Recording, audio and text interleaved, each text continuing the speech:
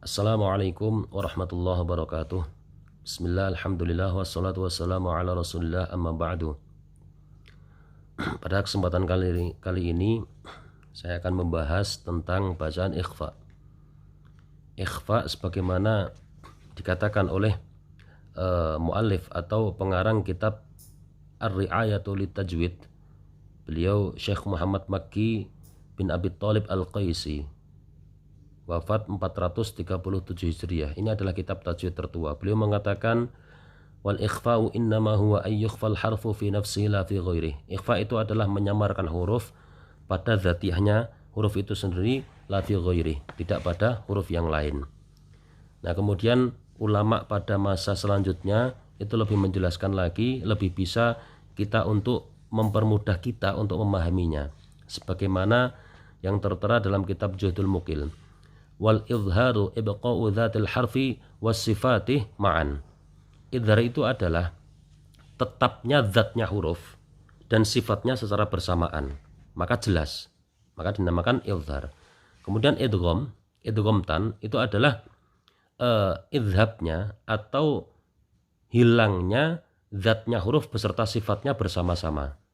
Sebagaimana misalkan abadtum, di sini ada dal bertemu tak, maka zatiyahnya, zatnya huruf dal dan juga sifatnya ini semuanya terlebur masuk kepada tak, maka yang ada hanya menjadi huruf tak atau terlebur pada huruf tak, maka dikatakan sifat dan zatnya huruf semuanya hilang, maka sudah tidak ada sama sekali dalam kedengarannya huruf dal, maka cara membacanya abadtum, langsung kepada tak. Nah, sementara fal ikhfa'u bainahuma, ya, maka ikhfa itu adalah kondisi di mana antara izhar dan idgham, di antara tengah-tengah.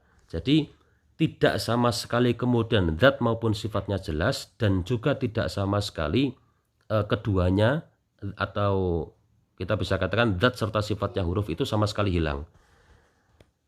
Nah, kemudian daripada itu, ya, untuk lebih mempermudah kita dalam memahami ikhfa adalah intinya ikhfa itu di mana kondisi pengucapan sebuah bacaan itu antara izhar dan idgham. Jadi di antara tengah-tengah, ada sebagian sisi izharnya, ada sebagian sisi idghamnya, itulah ikhfa. Makanya menyamarkan. Kemudian para ulama mengatakan masalah ikhfa ini nanti ada beberapa derajat. Ada yang dikatakan aqrab, ikhfa yang akrab. Kenapa kemudian muncul nama ikhfa akrab? Karena yang ditemuinya huruf-huruf ini adalah sangat dekat sekali dengan nun, sebagaimana to, kemudian dal, dan seterusnya. Kemudian nanti ada yang ikhfa yang benar-benar abad, yang jauh sekali, sebagaimana ketika bertemu dengan huruf qaf, karena qaf sama nun ini jauh sekali. Kemudian nanti ada yang tawassut, ada yang tengah-tengah, sebagaimana saat bertemu dengan sin. Nah, ada yang unik jika kita kemudian ada bersama saya ini kitab atau buku persiapan membaca Al-Quran. Di sini ada penjelasan-penjelasan yang ditulis oleh guru saya, yaitu Mbah Yai Maftuh bin Bastul Birri Lirboyo. Beliau secara spesifik membagi masalah ikhfa dengan redaksi seperti ini. Ada kalanya ikhfa itu terdengar benar-benar suara nun, suara dengungan nun. Kemudian yang kedua, ada kalanya ikhfa itu terdengar suara eng. Ada kalanya ikhfa itu terdengar benar-benar murni suara eng. Dan ada kalanya ikhfa itu terdengar antara eng dan eng. Nah, istilah ini adalah ijtihad beliau untuk mempermudah orang atau para mubtadiin, para pemula dalam memahami bagaimana seharusnya cara melafatkan atau mendengungkan bacaan ikhfa. Ini didasari daripada pengklasifikasian para ulama yang mana ikhfa akrab. Karena ketika akrab, ya, makhraj yang ditemui nun tersebut makhrajnya dekat dengan nun, maka akan timbul suara yang murni suara nun, murni suara nun. Nanti saya akan mengklasifikasikannya, kemudian memberikan contohnya. Kemudian ketika yang abad, yang benar-benar jauh ini nanti akan sama sekali suara nun itu menjadi terlebur hilang, bahkan menjadi suara eng. Kemudian yang tengah-tengah itu nanti ada suara antara en dan eng.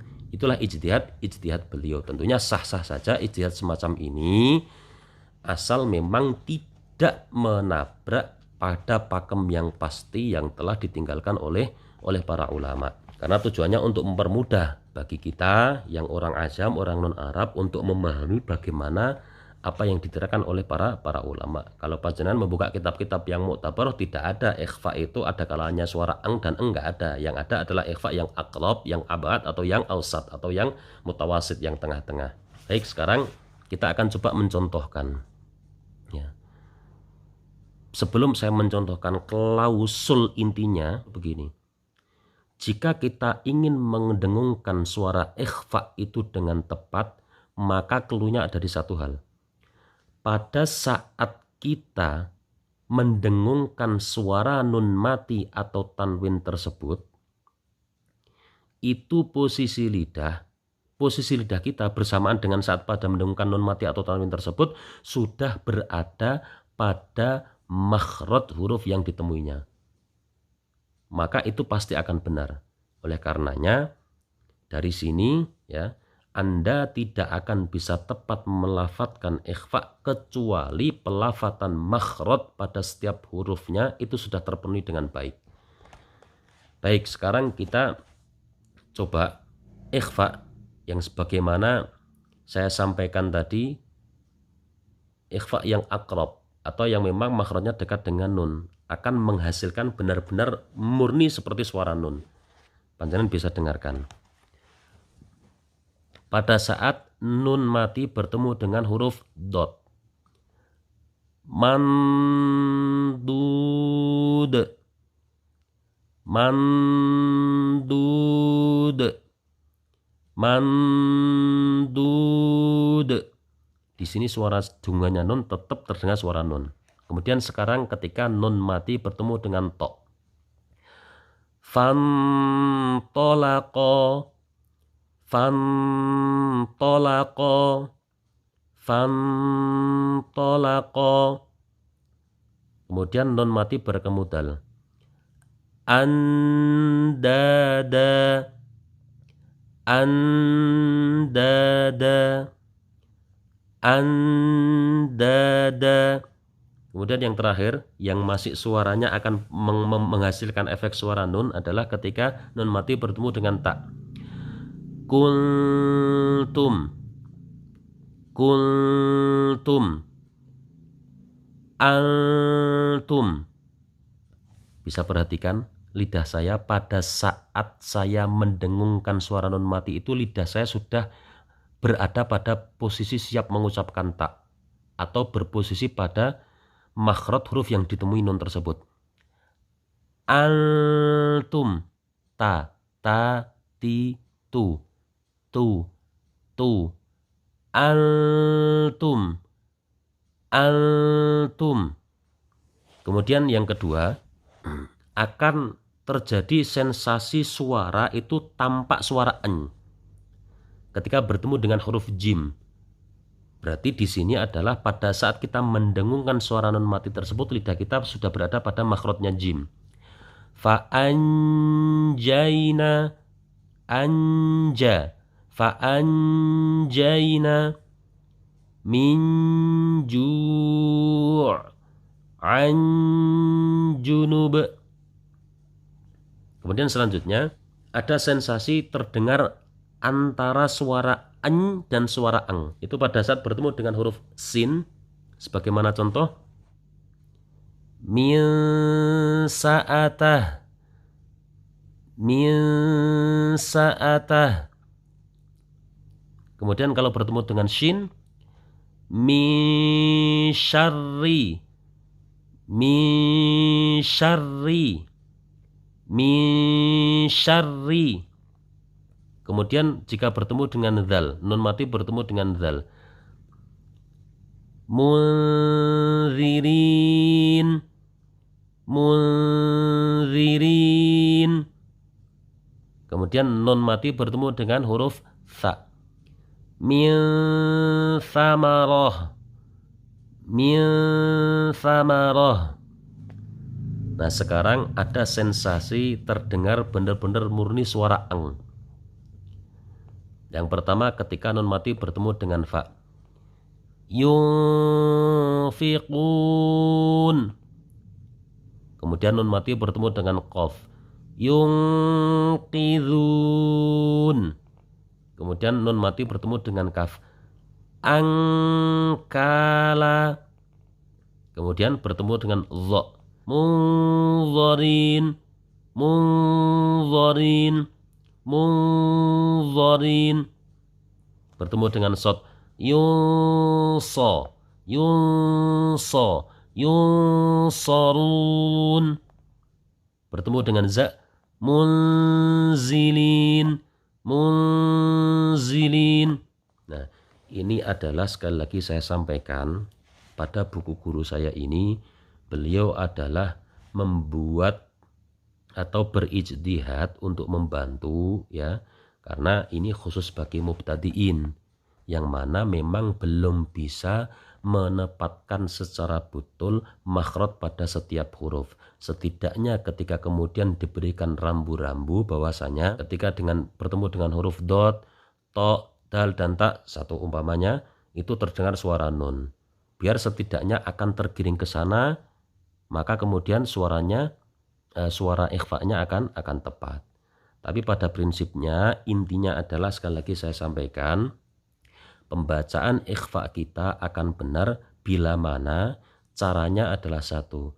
Pada saat kita mendengungkan suara nun mati ataupun tanwin, lidah kita sudah berada pada makhraj huruf yang ditemuinya. Maka secara otomatis akan ada sensasi terdengar suara seperti itu tadi. Sebagaimana contoh, min sa'atah.